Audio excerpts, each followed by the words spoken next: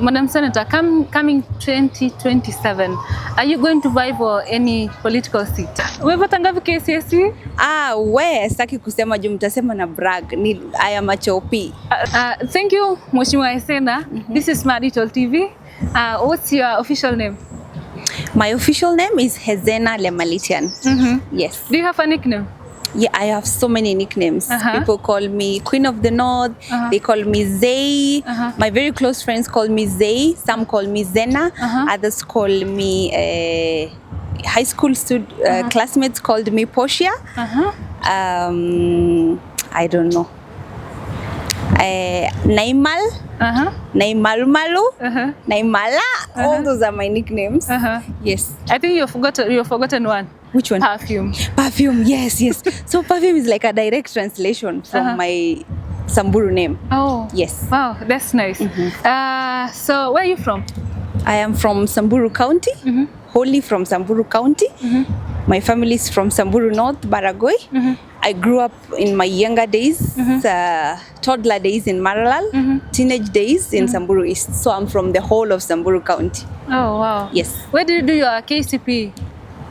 KCP, that's primary. Milimani Primary School in Maralal. Yes. High school? St. Teresa's Girls, Wamba.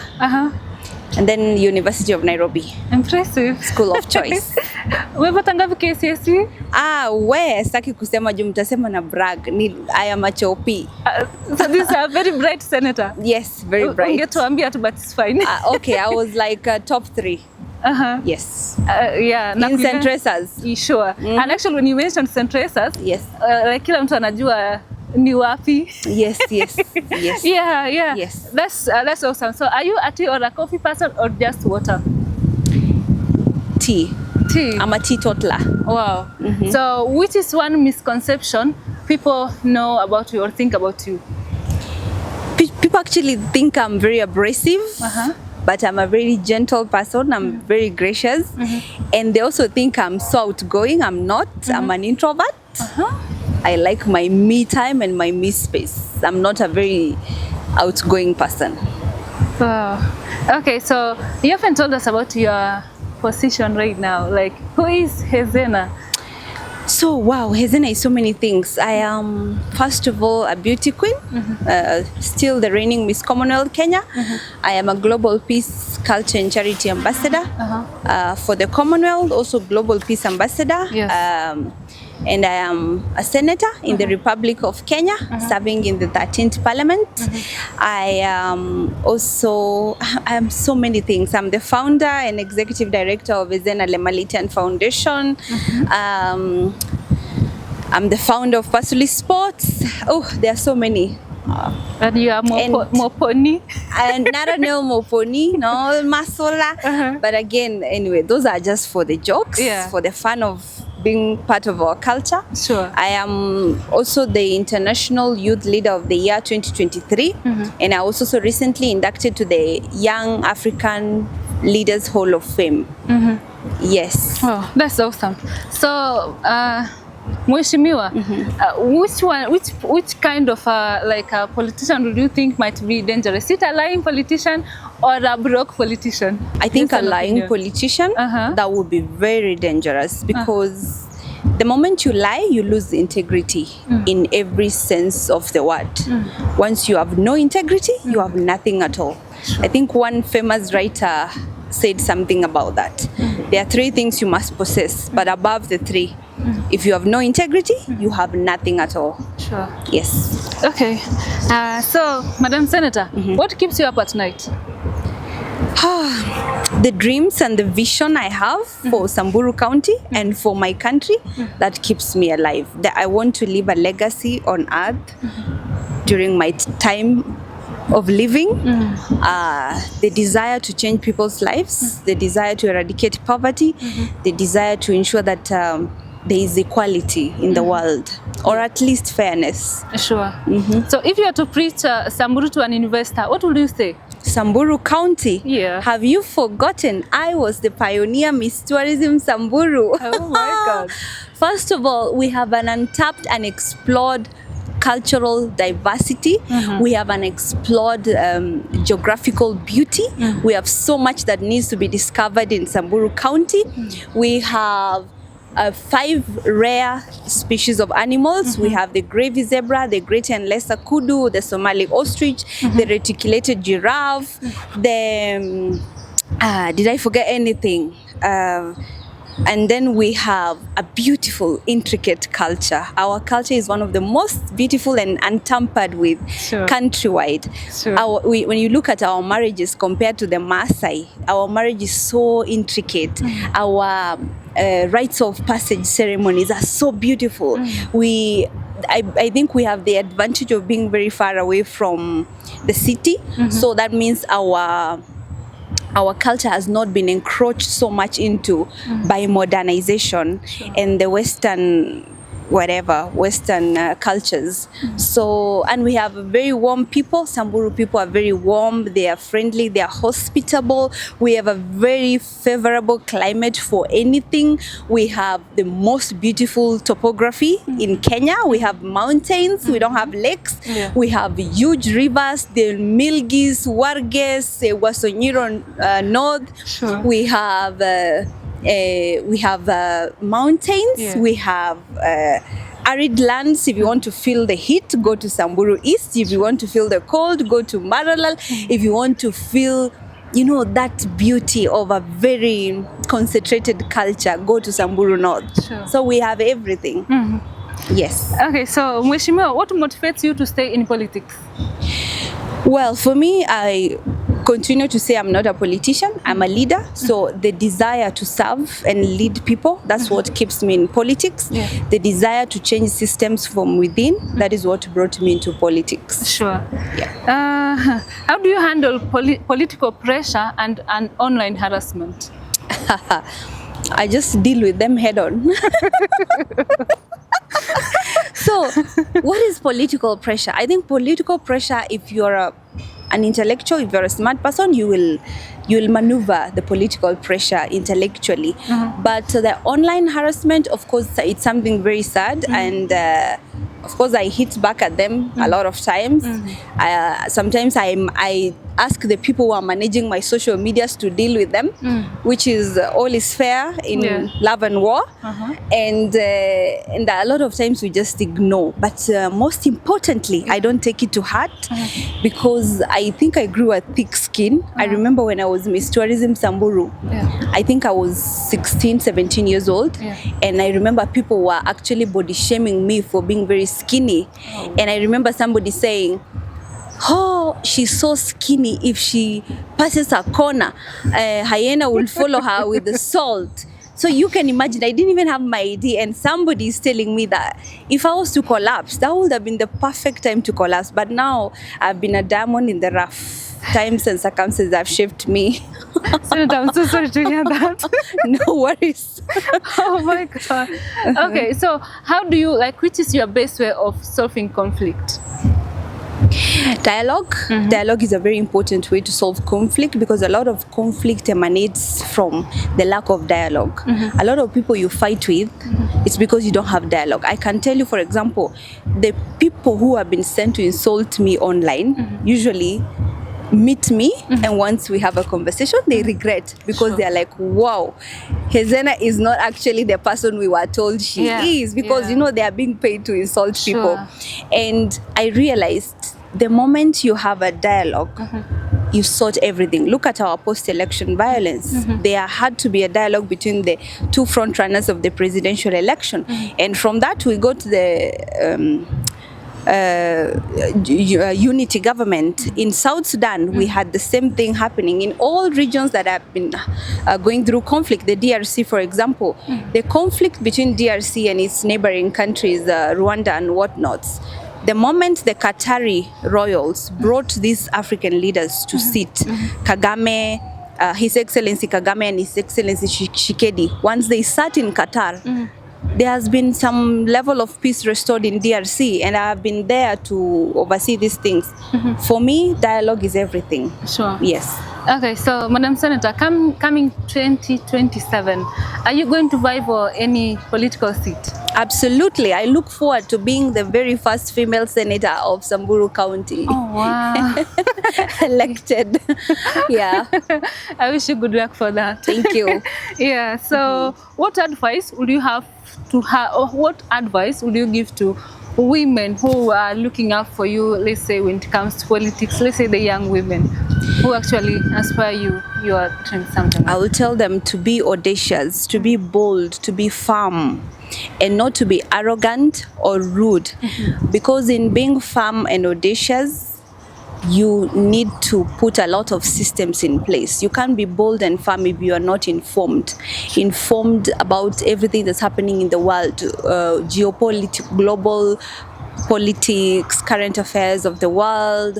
You have to be informed about nutrition. You have to be informed about politics. You have to be informed about economics. You have been trade. All those kinds of things. Environment, climate change. Once you are fully informed in almost every aspect of life, you're going to be bold and you're going to be confident, because they say confidence is infectious. Okay. How do you see technology shaping women's political participation? Technology, first of all, opens up spaces. In a tech-savvy world, we get to know through the various social media platforms about women who are progressing, not just locally but globally. Yes. So when we see these stories are brought to light, like what you're doing for women, when these stories are brought to light, other women are going to be able to be inspired.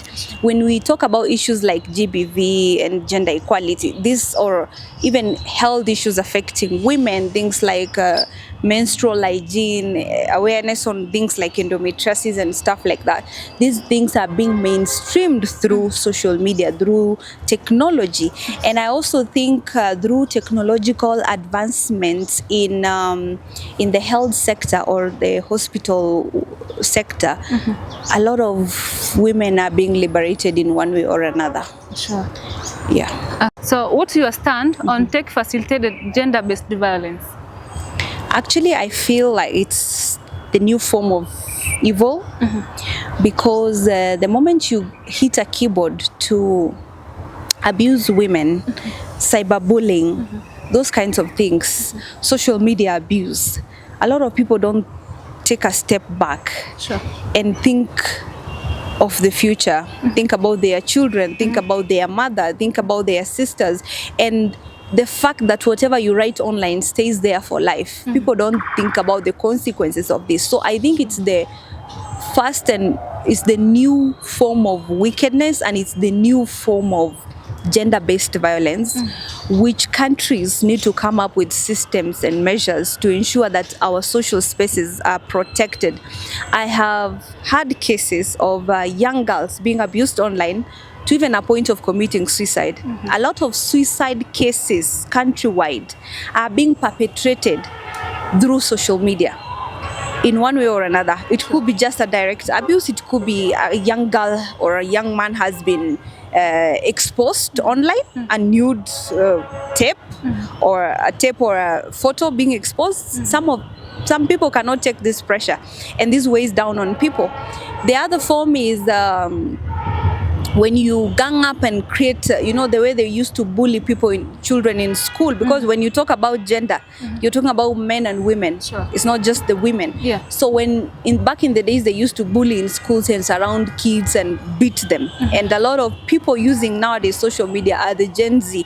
So imagine bullying a young, innocent person online, and calling on your team, your gang, social media gang, to come and bully this person. This person can easily commit suicide. The other way is the pressure. A lot of people are displaying a fake life online, and that is mounting pressure on other people who are their age mates, trying to keep up with what these people are doing, not knowing that all this thing is hogwash, corroborated falsehood to sway to just discourage other people. Sure. So you find like there was the instance, the case of femicide, which was very rampant across Kenya. You remember a lot of some girls were killed because they were going to meet these Niger boys to fund their lifestyles.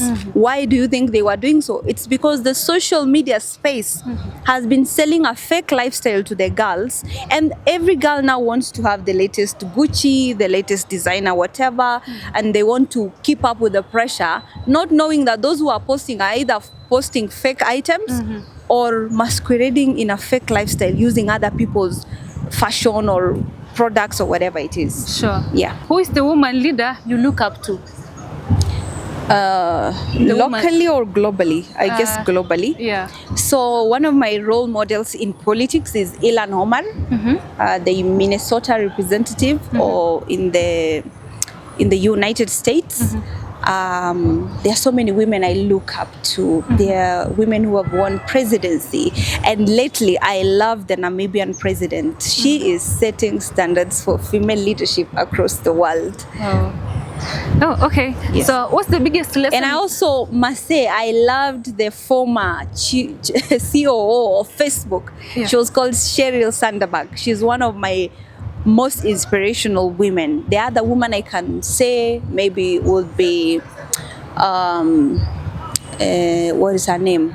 Michelle Obama. Despite everything she received, she kept rising. She kept cutting out a niche and a name for herself besides her husband. Sure. Yes. Okay. What's the biggest lesson you have learned in leadership? Biggest lesson I have learned in leadership is patience. I have to be patient because managing human beings has proven to be one of the hardest tasks in the world to me. Yeah. I have to be patient because human beings are gifted in different ways. Some are slow, some are fast, some are quick. Yeah. Some are just clueless, and I have to manage all of them. Oh my God. Clueless. I have to be patient. Yeah. Okay. What's one thing people would be surprised to learn about you? Wow. I think surprised. I think that I'm a I think I'm a very merciful person, and people don't know that. But I used to think it's a weakness, but I think it's actually a strength. Like when somebody wrongs me really bad, in like 2 hours, I have already forgotten what that person did. Because I just don't have space for grudge, negativity in my heart. I might avoid you, but I feel zero about you. I don't hate you. I just avoid you because your spirit is affecting or infecting my spirit. Yes. What legacy would you want to leave as a nominated senator? I've left so much. I have been at the forefront of empowering. I've been at the forefront of empowering boy child, the Ma boy child, and basically empowering youth like what I'm doing. I guess if you guys were not youth, I will not be in this interview. I want to leave a legacy that showed the youth that you belong to these spaces, you can, and it is your time. The future they said belongs to you is happening. Yes, thank you for that. And let me ask you one question. Why boy child and not girl child, or maybe not all of them? Well, because I come from a family of boys and girls, and I have had very wonderful brothers, and sometimes I feel like the world has empowered girls so strong that when I think of boys who are my age mates, most of them are less empowered compared to girls who are even younger than me. And I thought the whole idea of gender equality was to ensure that we have a safe haven for both genders, where when you go to have a conversation with a man your age, you will be on the same platform. For a very long time, the boy child was neglected, the boy child was abandoned. So many programs and initiatives and organizations have been focused on the girl child. And then what did that result into in the long run? A very empowered girl child and an unempowered boy child who consequently became very bitter about the girl child. And that is why you are seeing boys killing their girlfriends, boys just thinking girls are useless girls. All the girls do is go to mubabas. I just wanted to create that parity where the society is a balanced society. The whole purpose of gender equality was to ensure harmony within the society. But I have received a lot of cries from the girl child, which is fine. I have an event coming up soon, so they should stay tuned, maybe in a week or two. Wow. Yes. And I hope I will be informed, because I also need You better to be check empowered. out on my social media. I'm your follower. Okay. What's one change you hope to see in Kenya by 2030? Trend, patriotism. I would want to see Kenyans loving their country. I would want to see national holidays being taken seriously, because the long-term effect of patriotism is love of our nation, protection of our resources, proper utilization of our public resources and facilities, people not dumping waste, people not leaving the public toilets dirty, people taking care of our environment, and then people just loving this country. Once they do that, there will be no corruption. Because imagine, instead of giving that person a bribe, you tell them, this is my country, I am in charge, and you are not getting any bribe. Sure. What will happen if every young person does that? Corruption will end. Definitely. Okay, Madam Senator. Yes. Ask me one question. Well, That's quick. that was unexpected. What is your life's goal for the next 5 years? Where do you see yourself? Oh, wow. Okay. Where I see myself in the next 5 years, I see myself growing mostly in this media sector, because I look up to this guy. He's not a woman, he's a man. Okay. Larry Mado. I'm not saying I'm going to be Larry Mado tomorrow, but I hope one day I'll be able to be that international, just national. Just, Larry is somebody who has really pushed himself, so that you are in the right track. Thank you. Well done. Thank you very much, and thank you for accepting our interview. Thank you, my dear. I'm really so happy. Thank you. Oh, I missed my flight.